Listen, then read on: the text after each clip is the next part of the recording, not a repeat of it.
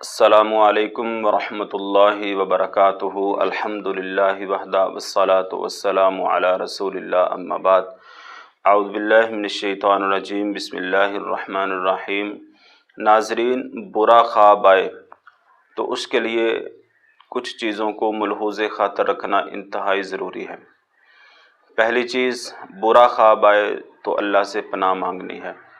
برا خواب دیکھیں تو 3 دفعہ اعوذ باللہ من الشیطان الرجیم پڑھنا ہے، بائیں طرف تھوک دینا ہے۔ برا خواب آنے کی صورت میں جس کروٹ سو رہے ہو اس کروٹ کو فوری بدل لینا ہے، اور کروٹ بدلنے کے بعد اگر جاگ ہو گئی ہے تو کھڑے ہو کے نفل ادا کریں۔